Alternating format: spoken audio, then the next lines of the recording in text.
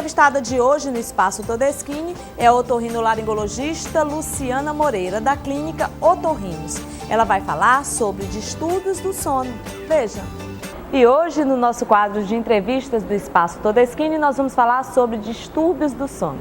E para nos dar mais detalhes sobre esse assunto, vamos conversar a partir de agora com a otorrinolaringologista Luciana Moreira, que faz parte da clínica Otorrinos, e ela é especialista em medicina do sono. Eu quero aproveitar para agradecer a sua participação no programa. Eu que agradeço. É um prazer tê-la aqui com a gente. Bom, minha primeira pergunta é: muitas pessoas têm muitas dúvidas sobre distúrbios do sono. Mas para que as pessoas possam entender um pouco mais, os nossos telespectadores que estão em casa, eu queria que a senhora explicasse de uma maneira que as pessoas pudessem entender o que é o distúrbio do sono. Quando é que a gente pode dizer que eu, você ou alguma pessoa tem o distúrbio do sono? O que ela precisa apresentar para a gente saber que ela tem esse problema? Então, primeiro é importante saber assim, que o sono, ele é uma atividade fisiológica e que é muito importante para o nosso organismo. Não é à toa que a gente passa quase que um terço da nossa vida dormindo, se a gente for fazer as contas. E ele serve para restaurar todas as funções do nosso organismo, para descansar, para o cérebro conseguir trabalhar as funções de memória, de aprendizado e restaurar o nosso organismo. Então, os distúrbios do sono existem diversos tipos.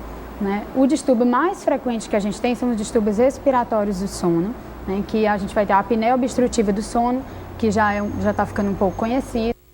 Então, esse é o distúrbio mais comum que a gente vê.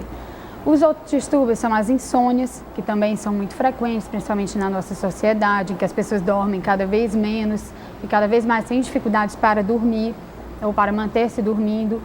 E a gente vai ter também distúrbios de movimento, que a gente tem distúrbios assim, relacionados à síndrome de pernas inquietas, em que a pessoa movimenta, ela tem um desconforto nas pernas e não consegue dormir por causa disso. Aí nós temos também os bruxismos, que acontecem durante o dia, mas o bruxismo do sono, em que a pessoa range os dentes durante a noite, isso também atrapalha na hora que vai dormir e também compromete o sono. A senhora comentou em relação a alguns distúrbios e eu me lembrei os distúrbios das pernas inquietas. Meu pai tem esse problema. Ele passou 18 dias na UTI, mas ele teve esse problema desse distúrbio das pernas inquietas, que foi impressionante lá dentro da UTI, enquanto os médicos, os enfermeiros não levantaram, não levaram para fazer uma caminhada dentro da UTI, ele não parou um segundo. E você falou agora, e eu lembrei desse episódio que a gente passou lá dentro. E muitas vezes a pessoa não se dá conta que tem esse problema, papai porque já sabe que tem, mas é algo que mexe mesmo com o organismo da pessoa. E para essas pessoas, justamente, essas atividades, essas situações em que a pessoa precisa ficar quieta, parada, então principalmente no final da tarde, perto da hora de dormir, é o momento que mais incomoda. Viajar de avião para essas pessoas é uma coisa que incomoda muito, que ela não consegue manter-se com as pernas só relaxadas, confortáveis. Isso acontece muito. Com relação ao ronco, é uma coisa normal? Então, o ronco. Todo mundo sempre fala, o ronco incomoda, o meu marido, minha esposa, mas assim, não é bem só a questão do incômodo. O que é o ronco? O ronco, ele significa uma vibração dos tecidos na garganta. E isso acontece quando existe uma certa restrição, uma certa dificuldade na passagem do ar na garganta. Então, assim, quando ele acontece de maneira eventual, só quando a pessoa toma uma bebida alcoólica, ou uma vez ou outra quando está muito cansado, a gente pode considerar normal. Geralmente quem ronca não sabe que ronca, né, doutora? Não sabe. Mas quando isso passa a ser frequente, acontecendo quase todos os dias da semana, quando passa a também ser muito intenso e acompanhado de uma sensação de sufocamento ou pequenas pausas na respiração, aí já passa a ser um problema, já é um sinal de que tem algum problema, não é apenas só um sintoma assim, eventual. Aí, em casos como esse, é importante a procura ao otorrinolaringologista, um especialista como a doutora Luciana em medicina do sono, justamente para tratar esse problema, porque o ronco, por exemplo, é um problema sério em casa, como a senhora falou, queixas da esposa, do marido e aquela coisa toda, e é muito inconveniente mesmo essa história do ronco. E a questão, assim, na verdade, é que não é apenas a inconveniência, a questão é que ele é um problema de saúde que afeta a pessoa que sofre desse problema.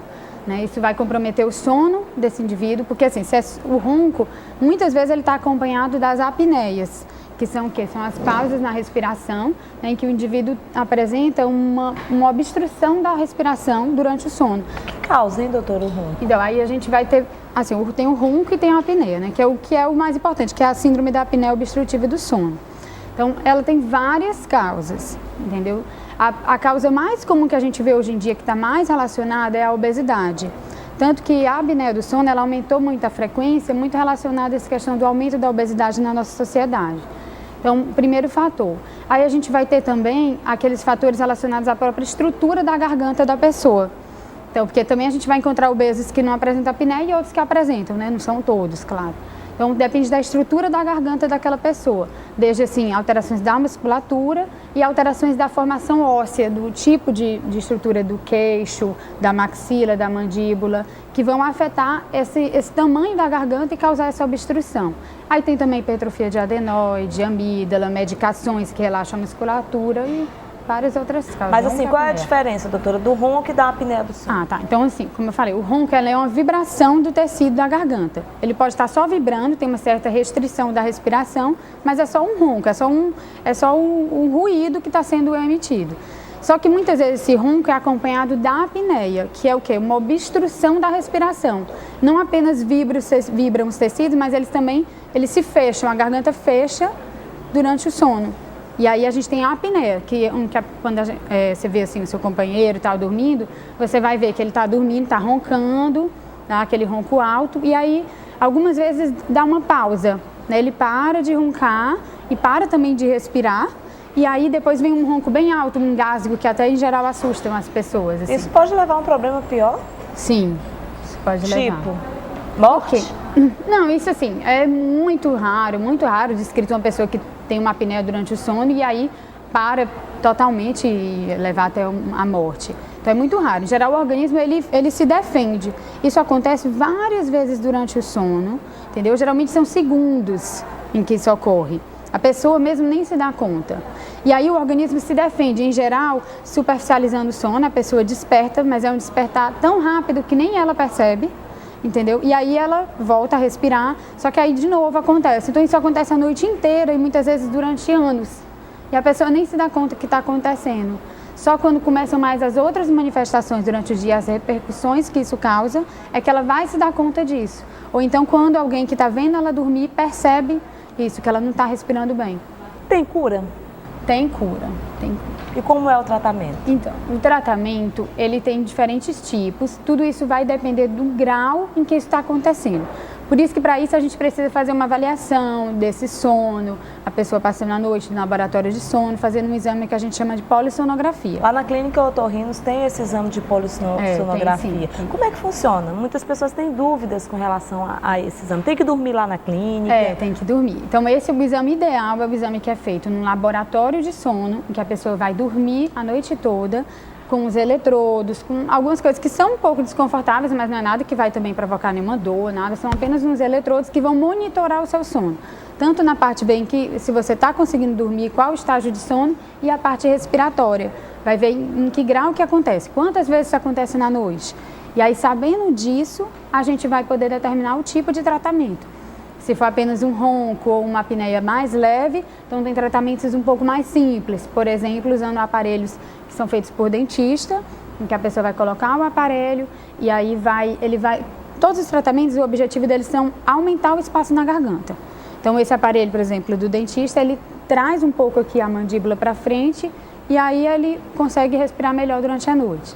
Aí dependendo, se já é um grau mais moderado ou severo, aí a gente vai ter as cirurgias, né, nas suas indicações, né, depende de cada paciente, tem tanto cirurgias na garganta quanto cirurgias, né, na parte esquelética, que a gente chama, né, nos ossos da face. E tem também um outro aparelho que você usa para dormir, que se chama CPAP, que é um aparelho que também vai colocar o ar na garganta, impedindo que essa garganta se feche durante o sono, e ele vai conseguir dormir. O único detalhe é que tanto no aparelho feito por dentista quanto no CPAP, ele precisa usar todo dia para não ter o problema. Se ele não usar, ele vai ter, entendeu? Não evita, né, o problema. E acontece muito, doutora, de pacientes terem problemas de dores de cabeça constantes, dores nos dentes, né, na mandíbula, achar que é algum problema nos dentes, às vezes acha que a dor de cabeça tem algum problema relacionado, faz todo tipo de exame e descobre que não é. Ou seja, esses distúrbios que nós estamos falando são muito importantes e muitas vezes eles podem ser a causa do seu problema em casa, a falta de sono, a apneia do sono, o bruxismo, o ronco. Então é super importante fazer uma avaliação para poder descobrir realmente qual é o problema, porque muitas vezes a gente está tratando de um problema que não tem nada a ver. E nesse caso aí, o tratamento sendo feito, fica tudo normal e a pessoa passa a viver bem novamente. Dá para viver bem melhor. Bom, e se você então tem esse tipo de problema em casa e não sabe como tratar, então dá uma passadinha lá na Clínica Otorrinos, faça uma consulta. É importante procurar uma médica especialista em sono, que é o caso da doutora Luciana, que ela fez uma especialização nessa área. Então, ela sabe realmente detectar qual vai ser o problema, que tipo de exame você vai fazer. Porque como a gente fala aqui sempre no nosso quadro de entrevista do Espaço Todeskine, prevenir é sempre a melhor solução, né, doutora? É verdade. Bom, eu queria muito agradecer novamente a sua participação no programa e dizer a você em casa que na próxima semana nós voltamos com mais um entrevistado especial, direto do Espaço Todeskine, para você.